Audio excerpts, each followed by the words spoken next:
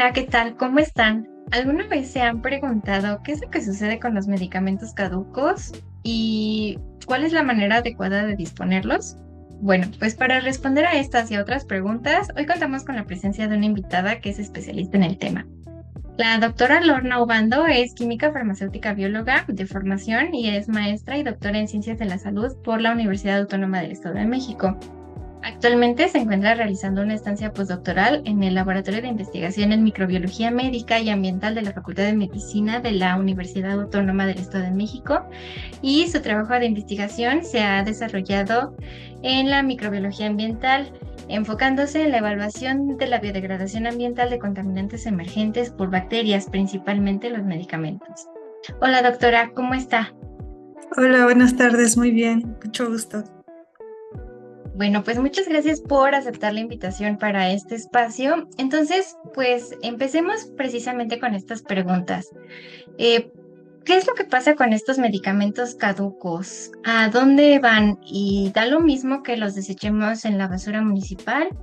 ¿O si hace una diferencia realmente depositarlos en estos centros de acopio? Sí, lo que pasa con los medicamentos. Bueno, este es un problema, los medicamentos son considerados contaminantes emergentes, es decir, estos se encuentran en concentraciones muy bajitas en el ambiente, sin embargo, hacen un problema muy grande. Como son concentraciones muy bajas, no se tomaban tan en cuenta. Este es un problema que se planteó desde los años 90. Sin embargo, pues no hubo tanto eco, no hubo tanta difusión como lo está haciendo ahora, que ya es un problema que ya tenemos encima, como normalmente pasa con todos los problemas que nos competen, ¿no? Entonces, ¿cómo es que sucede esta o que se da esta cadena o estas vías de contaminación? Bueno, pues tenemos varias formas en las que se dan, puede ser a través de la industria o a través de los hogares. Las plantas de tratamiento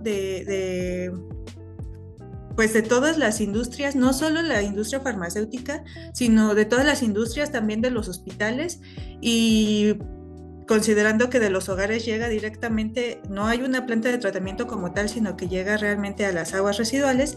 Todo esto, estas plantas de tratamiento no son capaces de remover al 100% estas cantidades porque como lo dije son cantidades muy pequeñas que si bien las plantas pueden cumplir las normas establecidas, simplemente no sigue habiendo esta contaminación en el ambiente. Claro, nosotros podemos decir desde casa, pues yo no trabajo en una planta, pues no trabajo en un hospital, no me dedico a eso, no me importa, ok. Bueno, ¿qué es lo que hacemos nosotros con los medicamentos? Normalmente, ¿qué es lo que pasa? Por ejemplo, los medicamentos de venta libre, que decimos, la más común, una aspirina, porque un día me dolió la cabeza, me voy a comprar una aspirina, entonces me compro un paquetito de aspirinas, ¿no? Y me tomo una, me tomo dos y ya no tengo dolor de cabeza y dejo mis pastillitas en donde sea. Entonces pasa y pasa el tiempo y otro día me vuelve a doler la cabeza, pero resulta que ya no me acuerdo dónde guardé ese paquetito de pastillas. Entonces compro otro. ¿Y qué es lo que pasa cuando encuentro el que ya tenía al principio y ya caducó? Muchas personas pueden llegar a tirar este medicamento tanto en la basura municipal como pueden desecharlas directamente en el drenaje. Estas dos prácticas son muy malas y es algo que tal vez la educación no ha sido la suficiente como para decir por qué son malas o que haya suficiente difusión sobre centros de acopio, ¿no? ¿Qué es lo que pasa aquí? Tenemos una liberación continua, tenemos estos fármacos en el ambiente, yo desecho mis fármacos en la basura.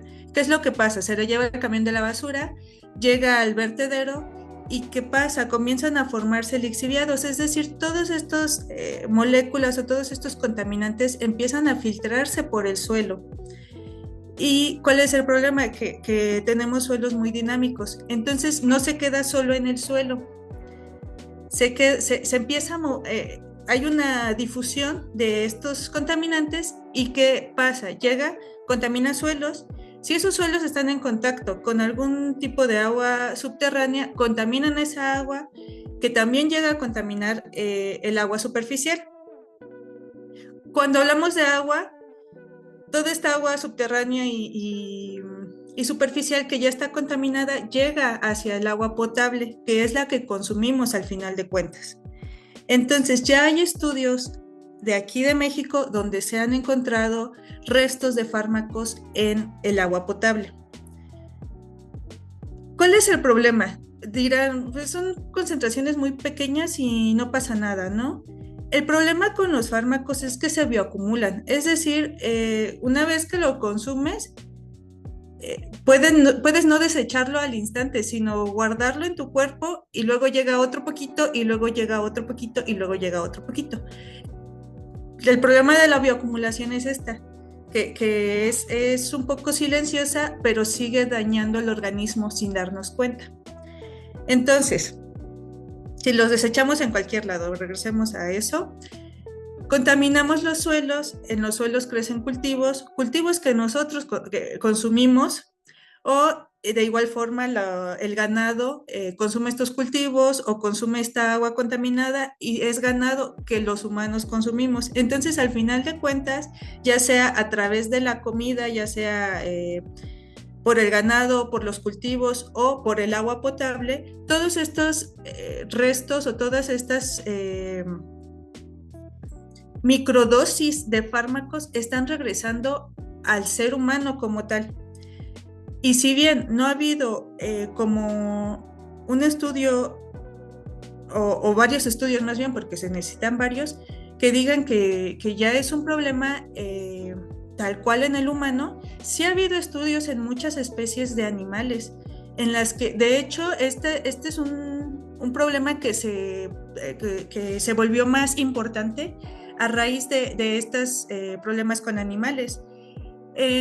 Por ejemplo, en España, en un río, no me acuerdo exactamente el nombre de la comunidad, se dieron cuenta, era una comunidad pescadora, se dieron cuenta que en su temporada de pesca no había peces y ellos respetaban las temporadas de veda, sin embargo no había peces. ¿Qué es lo que pasó ahí? Que ese río, en ese río desembocaban aguas residuales y estas aguas residuales contenían ciertos medicamentos que en este caso eran estrógenos, lo que hacía que los peces cambiaran de sexo o que durante la desovación fuera antes, entonces los peces bebés, por así decirlo, no sobrevivían. Entonces eso ya era de alto impacto para ellos porque realmente la comunidad se mantenía de eso, de la pesca, y los fármacos hicieron que todo esto fuera un desequilibrio ecológico. Ese fue uno de los casos muy importantes. El otro de los casos de los que dieron la bandera roja para estudiar este tipo de contaminantes fue en la India, que se dieron cuenta de que empezaron a desaparecer muchísimas especies de buitres. Y pues sí, decimos los buitres, ¿no? Pues son carroñeros y todo. La cosa es que ellos ayudan a mantener el equilibrio ecológico, precisamente al hacer esta función de carroñeros. Lo que pasó aquí es que hubo una epidemia de neumonía en las vacas. Entonces, les daban diclofenaco como tratamiento. Les dieron diclofenaco, pero pues muchas de esas vacas de todos modos no sobrevivieron. Lo que pasaba después es que los buitres llegaban a comer esa carroña de vaca y ellos son hipersensibles al diclofenaco. Entonces empezaron a desaparecer por esa cuestión, porque las vacas todavía tenían en su organismo cierta cantidad del fármaco y los buitres desaparecieron, ¿no? ¿Cuál es el problema de esto? Que los buitres también comían ratas. Entonces las ratas, si ya no tenían un depredador, se les hizo muy fácil llegar a la comunidad más cercana porque ya no había nada que les impidiera hacer eso y desató una ola de enfermedades en esa comunidad, ¿no? Aparte de que las especies ya están desaparecidas, ya no las van a regresar nunca porque pues ya, sí, fue extinción total. Por eso, tal vez, bueno, más bien es importante como seres humanos ver cómo estamos conectados con todo el resto del mundo, con el resto de los ecosistemas, porque si bien yo puedo decir no me afecta que se muera un buitre, realmente sí te está afectando. Y si queremos ver algo más cercano, pues veamos a nuestras mascotas, ¿no? Si una dosis de medicamento, ¿qué tanto daño le va a hacer a mi mascota que está tomando la misma agua que yo? Igual y a mí no me está causando un daño instantáneo, pero mi mascota es más pequeña. Obviamente el metabolismo es diferente y es diferente porque no sabes si está habiendo solo medicamento veterinario o si hay medicamento para humano y cómo va a responder a él. Entonces, sí, por mucho tiempo hemos creído que pues ya no sirve mi medicamento y lo desecho y ya. Pero no es así de simple, no desaparece solo con que lo desechemos. Son moléculas muy pequeñas y son dosis muy pequeñas que al final de cuentas sí se están acumulando y sí están haciendo este desequilibrio. Claro, y creo que es muy valioso esto que nos estás comentando. Al final del día, todos formamos parte de un ciclo muy complejo y de un equilibrio ecológico en el que a lo mejor nosotros incluso podemos pensar, bueno, yo ya estoy haciendo mi parte con dejar los medicamentos en el respectivo centro de acopio, pero probablemente sí, es la forma más adecuada que existe hoy en día para poder gestionar estos medicamentos caducos o los medicamentos que sabemos que ya no vamos a utilizar, pero no significa que el problema desaparezca, porque incluso los diferentes procesos que llevan a cabo estas plantas de tratamiento de medicamentos generan otro tipo de problemas ecológicos y Claro. ambientales, ¿no? Es decir, no es que la manera en la que estas plantas de tratamiento de medicamentos sean completamente limpias, ¿no? Más allá de estos pequeños residuos que pueden quedarse y filtrarse a otros niveles de los ecosistemas. Entonces, aquí es donde me gustaría que ya aterrizáramos en tu línea de trabajo, que es justamente ver cómo se puede hacer la biodegradación de estos residuos de medicamentos a través de estos modelos bacterianos. Cuéntanos. Sí, precisamente este es un problema muy importante, lo que comentabas, de las plantas de tratamiento que muchas veces cambian las propiedades fisicoquímicas del ambiente en el que están vertiendo los desechos, ¿no? Esta es una parte que a lo mejor no se ve como tanto, porque como está resolviendo un problema, no nos vamos a centrar en lo que está dañando, ¿no? Entonces, para la bioremediación se plantean, hay varios tipos de bioremediación, se pueden clasificar como dependiendo de qué organismo lo haga. Se puede hacer con algas, se puede hacer con plantas, con hongos y pues mi línea es precisamente con bacterias. Porque con bacterias son un poco más sencillas de trabajar, se reproducen más rápido y en este caso las bacterias en las que nos enfocamos en mi grupo de investigación es en bacterias provenientes de ambientes extremos. ¿Por qué de ambientes extremos? Porque precisamente lo que pasa con las plantas residuales es este cambio en las propiedades fisicoquímicas, que puede ser pH, puede ser salinidad, puede ser la temperatura, puede ser que yo tenga una bacteria que normalmente crece a 37 grados sin sal y a pH 7, que puede hacer un montón de maravillas, pero tratas de adaptarla a este ambiente donde ya tiene que remediar y ya no se puede porque no está en su condición apta, no está en la condición óptima para su crecimiento. Entonces, ¿qué pasa con estas bacterias que provienen de estos ambientes? Ellas, cuando quieran, porque las bacterias también son autónomas, son capaces de producir extremoenzimas. ¿Qué son las extremoenzimas? no es que, por ejemplo, yo aíslo una bacteria de un volcán que no está contaminado con medicamentos, pero la pongo en mi medio, en mi laboratorio y quiero experimentar si realmente puede degradar estos medicamentos y los degrada, aunque nunca haya estado en contacto con ellos. ¿Qué es lo que pasa? Que las enzimas no las tiene para eso. Más bien nosotros las usamos para eso, pero realmente ellos crean sus enzimas probablemente para su ciclo vital, probablemente es lo más probable que lo creen para su ciclo vital. Y ya, o sea, a ellos no les importa si les está haciendo daño un medicamento o no, sino ellas simplemente están viviendo. Entonces, como vienen de un ambiente extremo, esas enzimas son más estables a los cambios, porque aparte están en la intemperie. Estamos hablando de bacterias ambientales. Así, está en un volcán que tiene un pH superácido, pero también hace un montón de calor ahí, entonces son 80 grados, pero también hay un montón de sal en ese mismo ambiente, o sea, no sé, un 10% de salinidad. Entonces sus enzimas son súper fuertes y súper estables para que cada cambio que haya, ellas puedan seguir viviendo, puedan seguirlas produciendo y puedan seguir viviendo. Entonces, esto es muy importante cuando queremos hablar de biorremediación, porque si bien nosotros iniciamos la investigación haciendo un agua sintética, donde solo va a estar el compuesto que quiero que degrade, al final de cuentas, para poderlo pasar a pues ya una aplicación como tal, tenemos que tomar en cuenta que las aguas no solo tienen fármacos, que tienen microplásticos, que tienen pesticidas, que tienen un montón de cosas ahí que probablemente la bacteria no vaya, si es una bacteria mesófila, no vaya a poder con todo.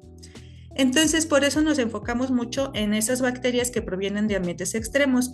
¿Qué es lo bueno o qué es lo malo, no? Buscamos específicamente bacterias que puedan llegar a ser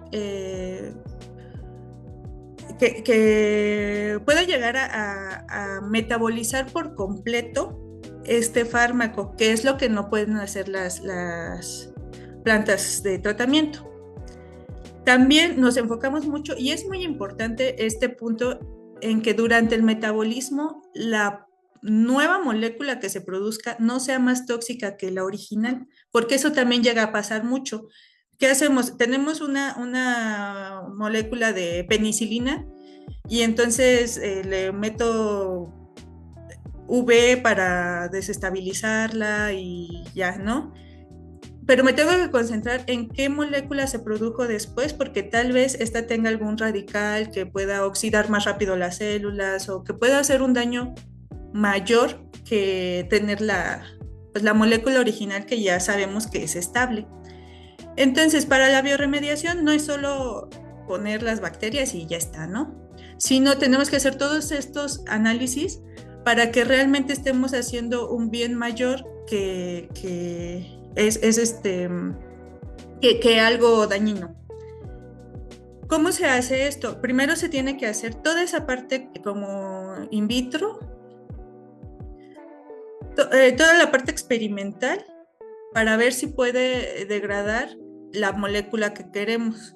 Ya después se pasa a otros ensayos como los bioreactores, para ver si realmente lo puede hacer en un flujo en este caso, por ejemplo, agua, de entrada y de salida, y qué tanto es su capacidad o su potencial de degradación, para después ver si lo podemos implementar en algunas plantas de tratamiento. Ya tienen esta parte de tecnología con lodos activos, que precisamente esos lodos tienen bacterias que ya probaron que pueden degradar. Entonces, después de todo su ciclo, todavía lo pasan por ese sistema biológico para poder tener un agua un poco más pura.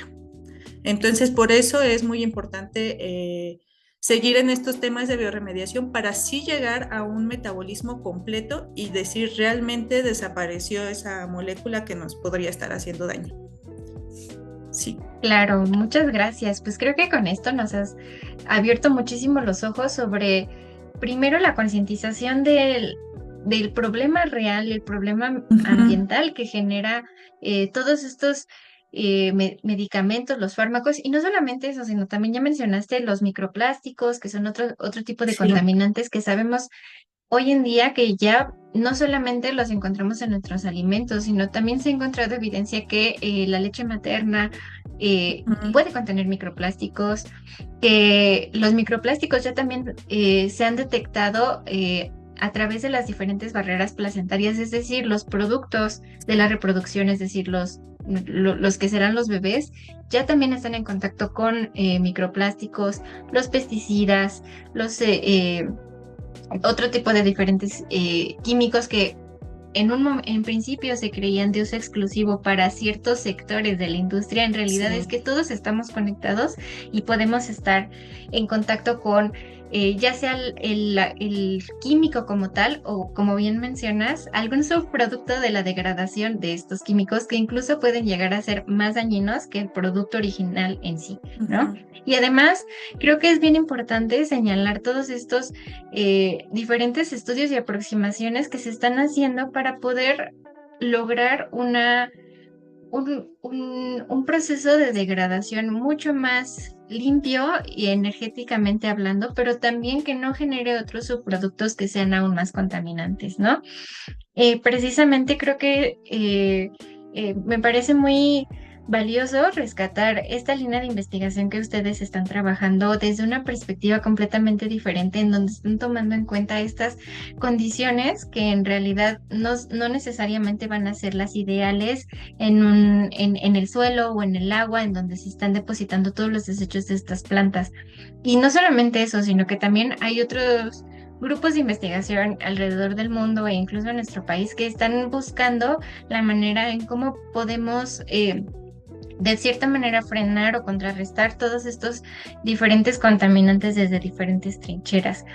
Y justamente me gustaría mencionar recientemente en redes sociales, no sé si supiste, causó mucho revuelo un artículo que se publicó en la revista Chemistry Nature por parte de un grupo de investigadores de la Universidad de Edimburgo, en donde justamente están utilizando estas pequeñas maquinarias enzimáticas que son las bacterias para poder degradar diferentes contaminantes. Lo que hicieron fue obtener a partir del PET, poder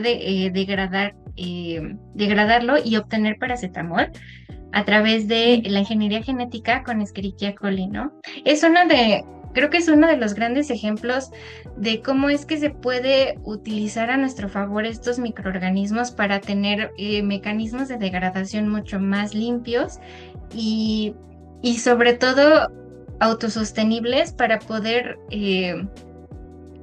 pues, de cierta manera frenar toda esta producción de contaminantes emergentes que, como ya vimos y nos diste varios ejemplos, todos estamos conectados y de alguna manera u otra volvemos a estar en contacto con ellos. Así es. Sí, por ejemplo, en este caso de los fármacos, pues parte de la resistencia a antibióticos también tiene que ver con el no haber desechado correctamente los fármacos, no solo con que no te termines tu tratamiento, sino cómo vas a disponer de ellos después de que termines, ¿no? O si no te lo terminaste, porque pues muchas veces es así como que, pues ya lo dejo por ahí, o se lo doy a mi comadre porque le dolía la garganta o lo que sea. También es ser conscientes de eso. Creo que la difusión sí ha habido bastante difusión acerca de la resistencia a antibióticos, o al menos eso creo, porque sí he visto como un poquito más de conciencia respecto a eso y por qué es tan importante, ¿no? Porque ya te puede atacar cualquier cosa y pues ya no te curas tan fácil como antes. Entonces, la disposición de los fármacos o el cómo desechamos los fármacos también tiene que ver con eso. Por eso es muy importante que se tome en cuenta dentro del desequilibrio ecológico que hace, porque pues sí, sobre todo eso, que entender que somos parte de un ecosistema, no estamos aislados, no, el antropocentrismo, déjalo de lado, no es así. O sea, sí eres parte de todo y todo lo que haces al final regresa a ti, porque ya lo estás lanzando a un ambiente en el que vives, por lo tanto va a regresar a ti.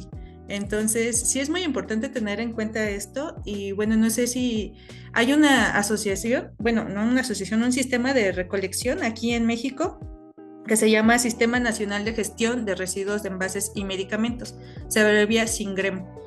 Entras a internet a su base de datos y te dice dónde está el lugar para recolectar, el sitio de recolección más cercano a tu dirección, para que no sea así como, pues es que ni siquiera sé dónde, no, o sea, ya tienen varios sitios de recolección.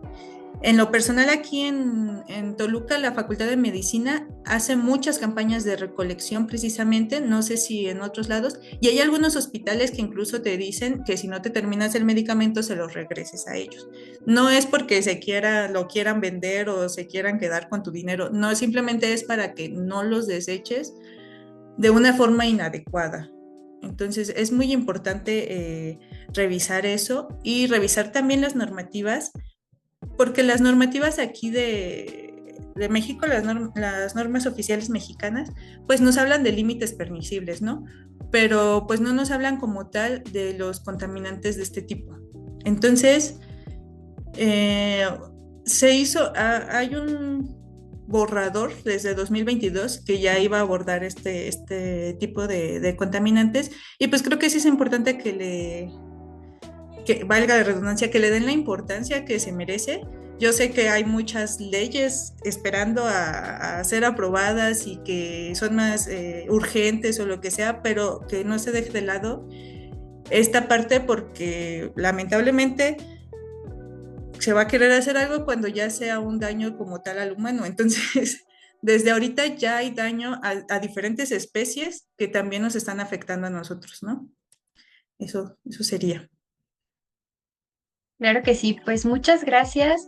Creo que nos hemos quedado todos los que hemos podido ver esta entrevista y aprender de ti cuáles son los diferentes efectos que puede tener el no tener un manejo adecuado de los desechos de medicamentos y que de todas maneras con las herramientas y recursos que se tienen hoy en día no nos exime al 100% de todos los efectos que puede tener en el ambiente y en un mediano o largo plazo directamente sobre nosotros.